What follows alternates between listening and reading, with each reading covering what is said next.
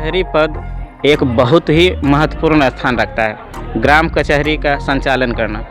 और हथदह बुजुर्ग ग्राम पंचायत से रास बिहारी जी हैं, जो सरपंच पद के उम्मीदवार हैं। आज हम उनसे बात करने के लिए पहुंचे हैं। उनका एजेंडा, उनका क्या सोच है ग्राम पंचायत के प्रति, और सरपंच पद पर निर्वाचित होने के बाद अगर जो जनता उन्हें मौका देती है तो क्या वो करेंगे, इस बात को लेकर के हम पहुंचे हुए हैं हथदह बुजुर्ग रास बिहारी जी के यहाँ।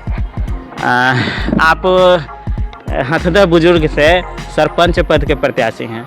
बहुत सारा पद है यहाँ पर, हर पंचायत में होता है, लेकिन सिर्फ सरपंच पद पर ही क्यों आप लड़ना चाहते हैं? माननीय, मैं इसलिए सरपंच पद चुना हूँ क्योंकि मेरा सिर्फ और सिर्फ है कि हम जनता की आवाज़ बने। जो दबे कुचले लोग हैं हमारे यहाँ, हमारे पंचायत में, हम उनकी आवाज़ बनने के लिए और उनको सच्चा न्याय दिलाने के लिए मेरा सिर्फ और सिर्फ इरादा है सेवा करने का। सेवा करने का मेरा इरादा है, और हम इसीलिए विकास कार्यों में मेरी कोई रुचि वैसी नहीं है, कोई बात नहीं है। इसलिए मैं स्वच्छता के लिए स्वच्छ छवि भी रखता हूँ, और स्वच्छ छवि के लिए लड़ रहा हूँ कि भाई जनता का सच्चा न्याय मिले। इनके बारे में बता दें कि हथदह ग्राम पंचायत है, हथदह बुजुर्ग से इनके परिवार में इनके पिताजी और इनकी भाभी यहाँ से मुखिया बन चुकी हैं, और ये तीसरी पीढ़ी, या कहें कि वर्तमान में ये तीसरा परिवार के हैं जो ये सरपंच पद से यहाँ पर उम्मीदवार हैं। और एक चीज़ बता दें आपको कि न्याय के साथ विकास, विकास शब्द आज सरपंच पद से जुड़ चुका है, क्योंकि बिहार सरकार ने प्रस्ताव पारित किया है। तो न्याय के साथ विकास, तो विकास कार्यों में आप क्या सहयोग करेंगे? सच्चा विकास हो।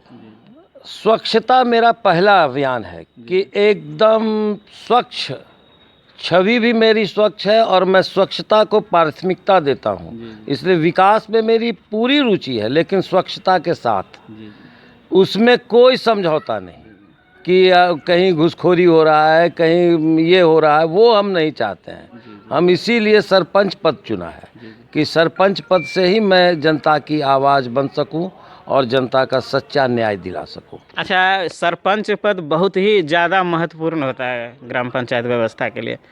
आप समय दे पाएंगे अपने ग्राम पंचायत को?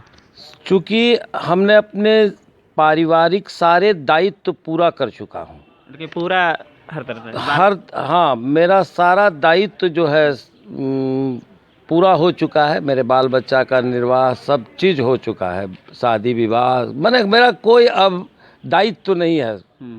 और मैं अपना सामाजिक ऋण अदा करने के लिए पूरा समाज के लिए अब जो बचा हुआ जो समय है मैं उसमें देना चाहता हूँ, और वो सामाजिक ऋण अदा करना चाहता हूँ सेवा के लिए। सेवा करके वो ऋण जो हमारे सामाजिक ऋण है हम पर, उसकी अदायगी करूँगा। यानी कि सरपंच पद पर अगर जो जनता यहाँ पर मौका देती है, आपको निर्वाचित करती है, तो आप समय देंगे यहाँ पर? बिल्कुल बिल्कुल, ये समय अब उन्हीं को समर्पित है। अब जितने भी मेरा जो समय बचा हुआ है जीवन में, अब जनता के लिए है। मेरा सामाजिक ऋण जो है उसी की अदायगी के लिए है।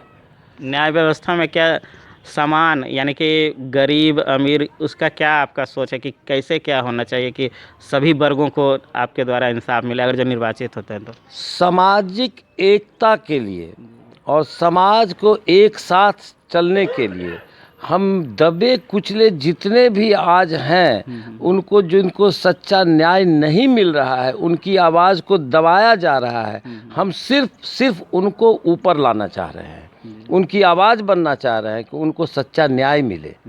ये हमारी मनोकामना है कि भाई कि उनकी आवाज़ हम बने। यानी कि कमज़ोर तबका जो आपकी ग्राम पंचायत में है, इंसाफ नहीं मिल रहा है, न्याय नहीं मिल रहा है, तो उसके साथ आप खड़ा रहेंगे? बिल्कुल, उन्हीं के लिए ही हम अपना ये किए हैं, खड़ा हुए हैं। जो हम सरपंच पद के लिए, मैं मुखिया के लिए भी हो सकता था, नहीं, मुखिया को मैंने कभी नहीं तवज्जो दिया।